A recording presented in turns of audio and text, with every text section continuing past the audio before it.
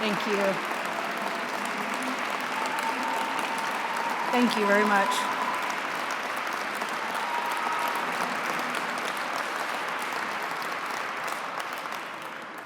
Thank you so much. That actually makes me incredibly uncomfortable. You see, I'm not used to going into rooms where people are excited to see me. So forgive me if it takes a minute to settle in.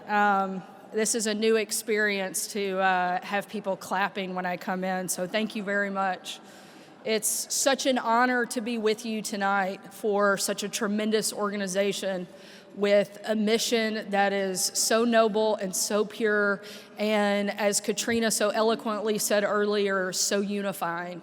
So I'm beyond excited and honored and privileged to be with so many believers in the cause and people who are willing to support such a great organization. I think if we could take another minute to give a round of applause to Katrina, who did a spectacular job and who is doing something that in this country is very difficult to do, and that is bring people together around an issue that can sometimes be so divisive. And it takes a lot of courage to do what she did, to stand up and to do what she does every single day as an elected official, not as a Democrat, not as a Republican, but a person who has to ask people to vote for them. To stand up and say that she supports something simply because it's the right thing to do is not always easy. And so we applaud and thank her for that and for her being here tonight.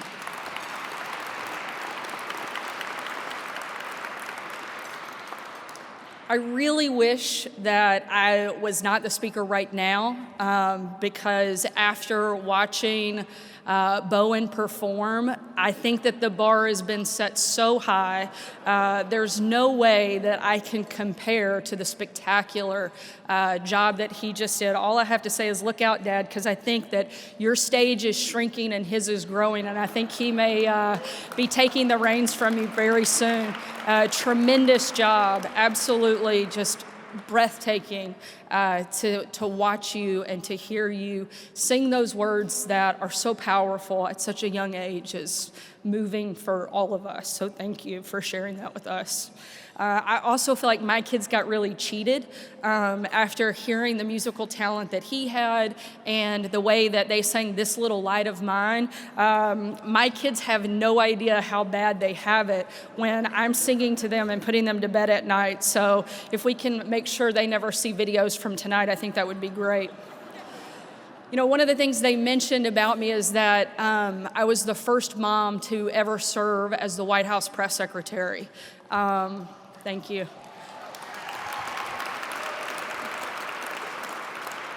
Being the White House press secretary was one of the most challenging things of my life, but it was also one of the most amazing honors that I've had, and certainly the best professional title that I've ever achieved. However, still, no matter what, the greatest role and the greatest job I've ever had is that of being a mom.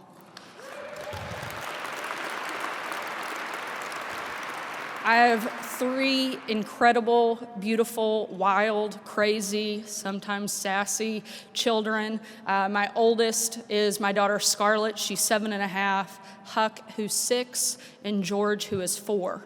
So it's a little bit chaotic at my house pretty much at all times. I know I've talked to several people here tonight who have 4 and 6 kids, and I'm thinking, oh my gosh, I can barely keep 3 from tearing our house down. So I'm amazed by those of you who are managing bigger families. So many times people ask me, Sarah, how did you manage to combine both being a mom and working in the White House? Some days we did it better than others, for sure. But one of the things I learned was as much as I could engage my kids, as much as I could bring them with me and include them as part of the process and let them see why it was so important for our family to serve, why it was so important for us to sacrifice our time as a family. And so I tried to take them with me when I could to certain events and different things. And like I said, sometimes this went better than others. Because of my kids' ages, I rarely took all 3 kids at one time, and so I would rotate and take one kid at a time, because it is the White House and they're preschoolers, so it was not the greatest combination in the world. And there was a big event at the White House called Bring Your Kid to Work Day. And I decided it was my son Huck's turn in the rotation. He was about 5 years old at the time. And my husband and I debated, is he old enough to go? Most of the kids that would be there were going to be 7, 8, 9, 10 years old. And I decided, how many chances do we have for our son to go to Bring Your Kid to Work Day at the White House? Especially working in this White House, I didn't know how many chances I would have. And so I decided we would roll the dice. My husband would be on standby, and if for any reason things got a little crazy or too heated and I needed him to come pick him up, he would just come pick Huck up. You name a kid Huck, you sort of set a certain expectation for him in life. So I should have known at the beginning that this could be a really bad idea. But he was my son, so I decided to take him, and the day went amazing. He was so perfect. He had his little bow tie on, his sports coat, and he was wonderful. And we were making beautiful, amazing memories. And, I knew he probably wouldn't remember it, but he would have these photos to look back, and we could talk about this time where we had spent this day together. At the end of the day is kind of the big moment for all the kids. They gather all the kids in the Rose Garden, and the President of the United States comes out and says hi to the kids and takes pictures. Because we had decided to do things a little bit different that day than in previous administrations, we had actually invited the press to include their kids as well in the Rose Garden activity. So we go in, and Reince Priebus, who's here tonight, was chief of staff at the time, and Reince and I go in to brief the president in the Oval Office to walk him through, you're going to go out, you'll take a picture, it's quick, it's simple, 10 minutes, you're done. I remind him, and sir, just as a reminder, half of the kids that are out there, their parents are reporters, so you might watch what you say. He naturally ignored my advice. And as we're standing there, Reince, the president, and I are talking, and we look out the window, and we see the bushes in the Rose Garden start to violently shake. And I think, well, that's odd. The president obviously notices this as well. And about the time I'm processing what's happening, I see this little blonde head pop fully out of the bushes and run full speed ahead towards the Oval Office and press his face against the glass of the Oval Office. President, taken back, oh my gosh, there's a little boy looking into the Oval Office. I said, yes, sir, that's my son, Huck. And he goes, well, Sarah, at least he's handsome. Not to let that be the only moment for Huck that day. As we stepped out onto the colonnade, the president walked out that famous door and is walking down that corridor that you've seen photographed hundreds of times. And as he steps out, all the kids are patiently waiting down on the grass. Not one. One kid, a little impatient, comes running full speed towards the president.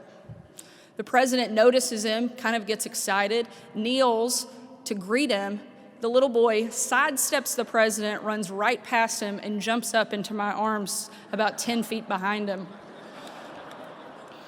The president kind of gives me this look, this kid again?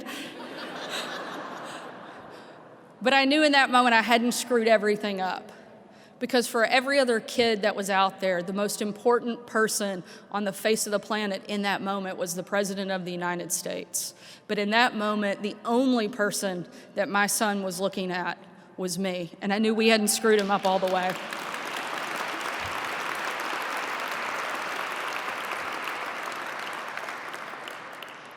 About 2 months after that, I was at home on a Saturday morning, and I'd been doing some work, and I set my phone aside, and I went to do something with my daughter, Scarlett.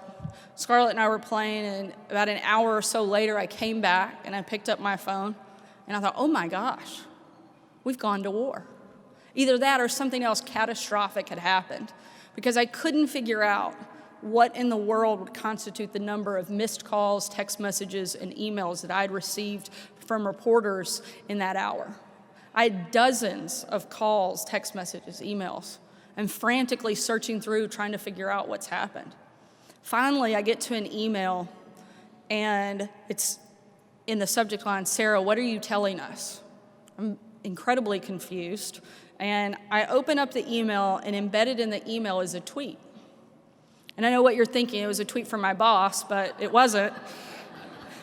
Because sometime in that hour that I had been playing with my daughter Scarlett, Huck, once again, had picked up my phone and managed to tweet out a series of emojis from my official press secretary account that went to about 4 million people all over the world.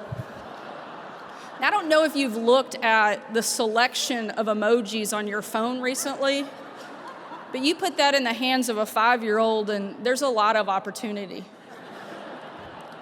Thankfully, in this moment, he's stuck with bridges, trains, stoplights, and planes. Just as I was getting ready to lay into Huck and let him know how unacceptable it is, to touch my work phone, I realized it was infrastructure week and Huck was actually on message. So I decided to let it go. In all seriousness, I think I'm probably one of the few people at the White House who actually went to the White House to get a break because it was so crazy at my house. The press used to always get so angry and so frustrated because they would ask about the chaos in the White House. And I would often tell them if they wanted to see real chaos, they should come to my house in the morning. One actually offered to show up, and I politely declined and let them know that was a rhetorical offer. But so many times they were so focused on the chaos in the building that they forgot about the chaos in the world around them. And they lost sight of all of the things that were happening and taking place in that building. I'm so proud of all of the things that this administration has done for the pro-life cause and all that this administration has accomplished.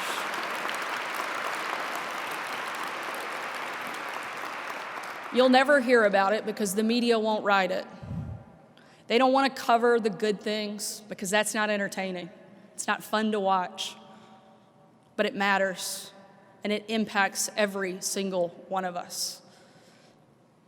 Despite all of the adversity, despite all of the negative and all of the nastiness, this president has done more for the pro-life movement than any president or any administration in the history of this country.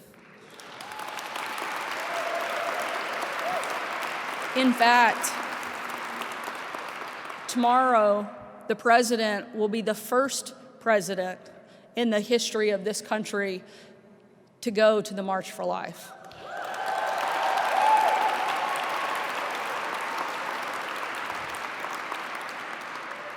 The pro-life movement faces many challenges. Many of you know, and a lot we've talked about already tonight. But I don't think it's ever been stronger than it is right now. I don't think that there is any greater cause or message that brings people together than the cause of life. And it's something that makes America special. It makes America unique and different because we value life. And we finally have a president who's courageously standing up and protecting it and doing everything he can to make sure every American remembers it.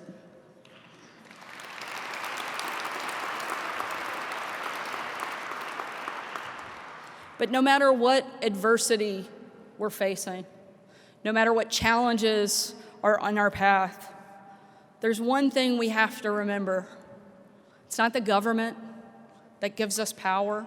It's not the government that makes good decisions. It's not the government that runs things. Ultimately, there's one thing that matters above all the rest of it, and it's really simple: that God is in control.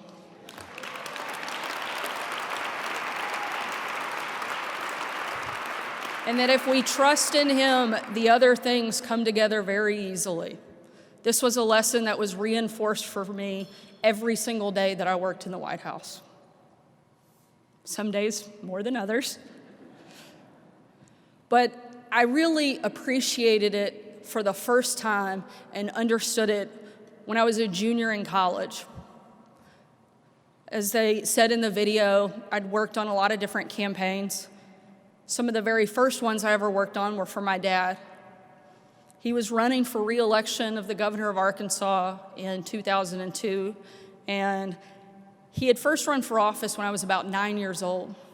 So when most kids were going to summer camp, I was hitting the festival campaign circuit.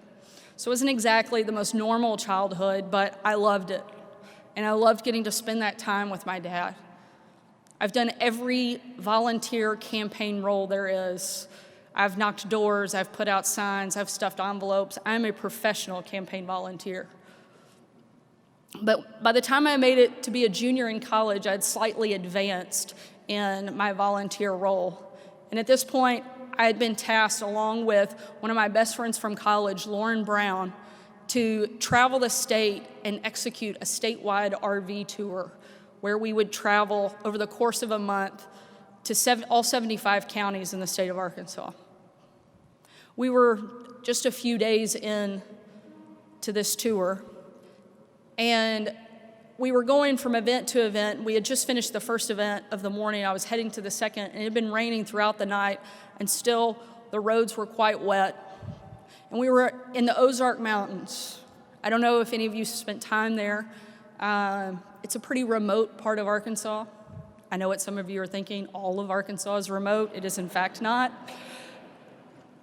But we were in this remote part of the state, driving on these windy roads, and I was driving, Lauren sitting in the passenger seat. My best friend from college who had joined me in this venture to go out and campaign for my dad across the state for the summer. As we're winding around these mountain roads, at one point, the backside of our car started to spin.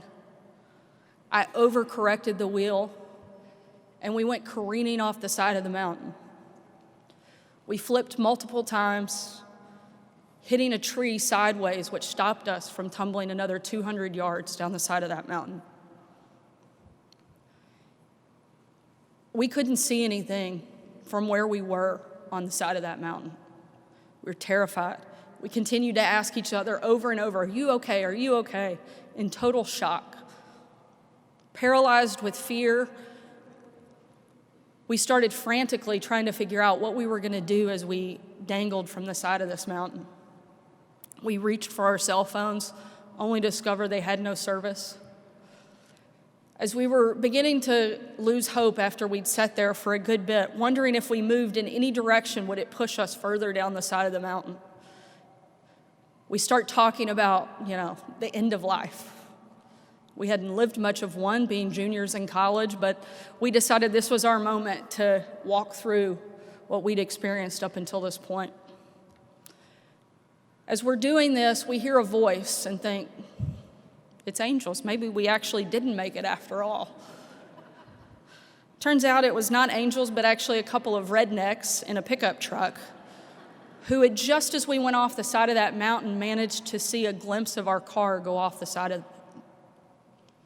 And they were yelling down to us as we yelled back, and we begged them to come down that mountain and pull us up.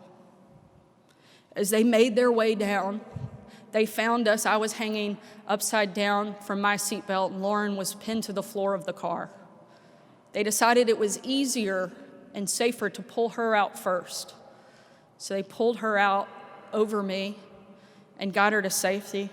And I sat there in the quiet for several minutes. It felt like hours, waiting, hoping, praying, please come back. Spoiler alert, I'm here, so obviously they came back. They came back and pulled me out of that car. We got up to the road, and not long after, my dad appeared from that event. And in that moment, we were so grateful to have been rescued, to have been saved. Little did we know how impactful that really was. Because about 3 years after that, Lauren Brown became Lauren Huckabee, my sister-in-law, and is the mother to my 2 nephews and my niece, who are now the best friends to my children. They all go to school together, they play together, they live their lives together. And it is a reminder that God is good. God is in control. And if we trust him, all things will come together in his timing and in his work. And it also was a reminder to live a life that is worthy to be saved.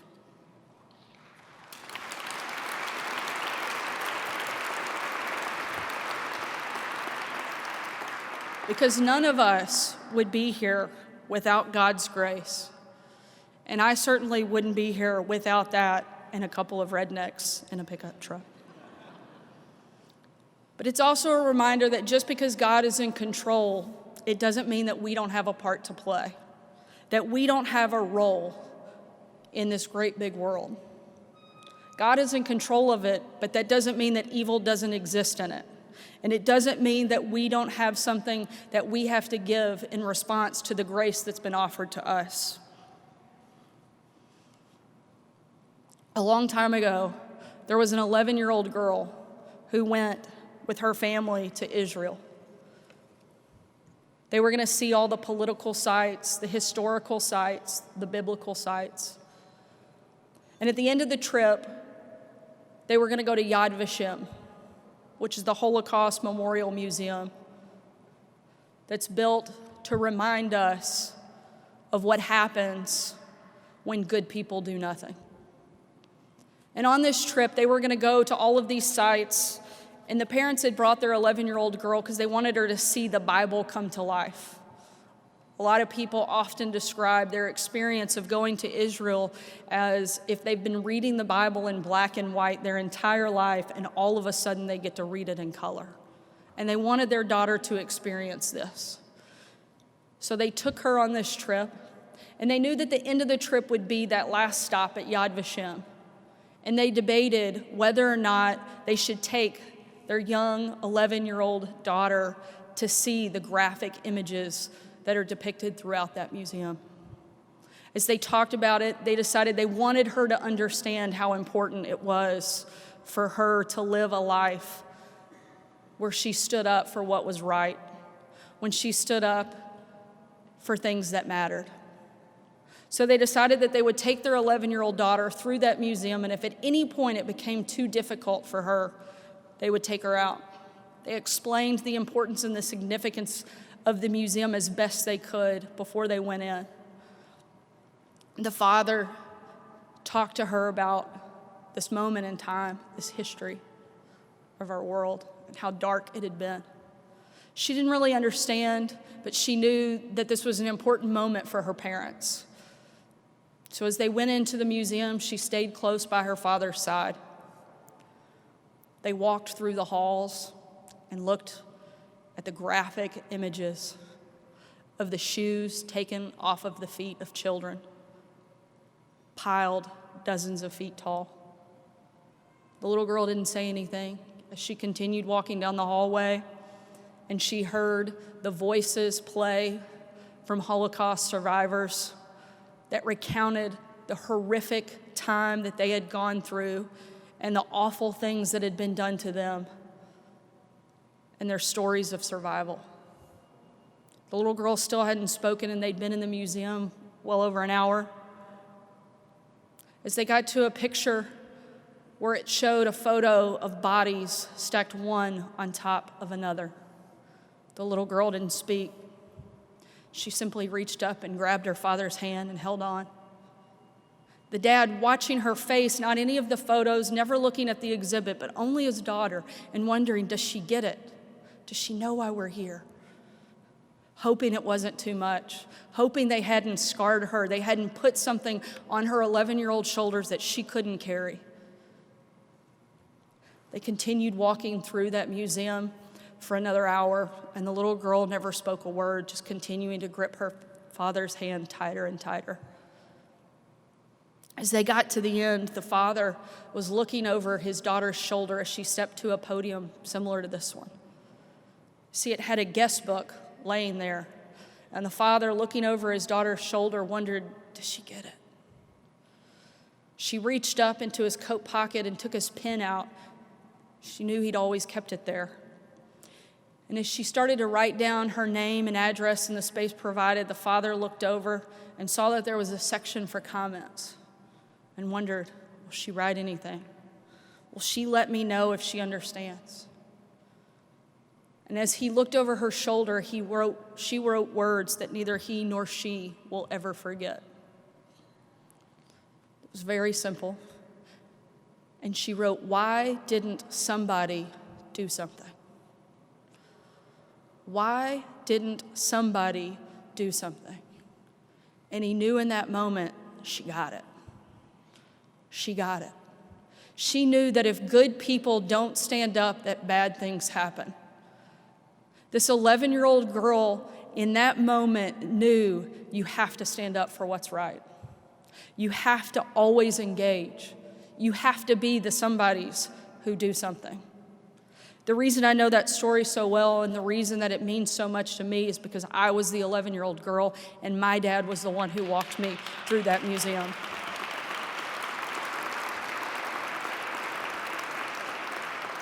And in that moment, he taught me something I will never forget and something I hope and pray I can impress upon my own kids. Always be the somebodies who do something. Always be the person who stands up for what is right. Your presence here tonight shows you're already ready to be the somebodies. You're already willing to say that life is worth fighting for. It's worth protecting. It's what defines us as a culture and a country, and it's what makes us special. Let's go out. Let's be tonight. Let's be the somebodies who do something. You have an incredible opportunity through this organization. Some of you can write big checks. If you can, you should. If you're not one of the people that can write a big check, give of your time. Everybody has a part to play, and every role is important because all of us have to constantly stand up for what is right. Because if we don't, if good people don't fight for what's right, bad things happen. So let's leave here tonight. Let's go out and let's be the somebodies who do something. Thank you so much, and God bless you.